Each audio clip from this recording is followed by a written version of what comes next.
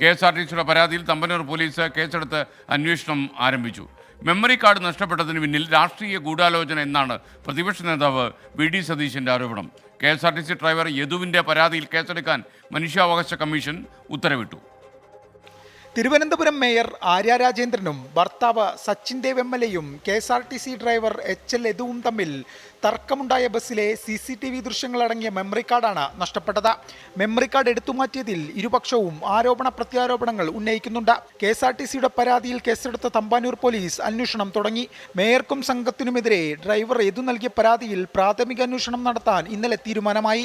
Driver യദുവിന്റെ പരാതിയിൽ കേസെടുക്കാൻ മനുഷ്യാവകാശ കമ്മീഷൻ ഉത്തരവിട്ടു. തിരുവനന്തപുരം സിറ്റി പോലീസ് കമ്മീഷണറും KSRTC മാനേജിംഗ് ഡയറക്ടറും അന്വേഷണം നടത്തി ഒരാഴ്ചയ്ക്കകം റിപ്പോർട്ട് നൽകണം. മെമ്മറി കാർഡ് കാണാതായതിൽ KSRTCക്കും പോലീസിനും വീഴ്ച പറ്റിയെന്ന പ്രതിപക്ഷ നേതാവ് VD സതീശൻ കുറ്റപ്പെടുത്തി.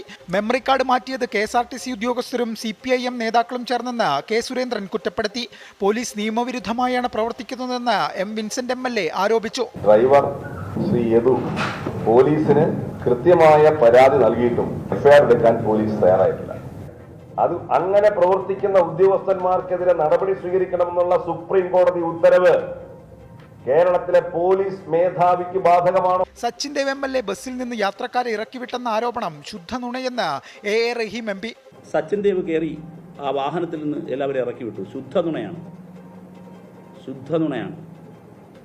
അയാൾ കയറിയിട്ട് ആവശ്യപ്പെട്ടത് എനിക്ക് കൂടി ഒരു ടിക്കറ്റ് ഇതാ, വണ്ടി നേരെ ഡിപ്പോയിലേക്ക് പോട്ടെ, ഇതാണ് അയാൾ ആവശ്യപ്പെട്ടത്. മേയർ കാര്യങ്ങൾ ചോദിക്കുക മാത്രമാണ് ചെയ്തതെന്നും ഒരു കൂട്ടം മാധ്യമങ്ങൾ വേട്ടയാടുന്നതായും DYFI സംസ്ഥാന പ്രസിഡന്റ് V വസീഫ് പറഞ്ഞു.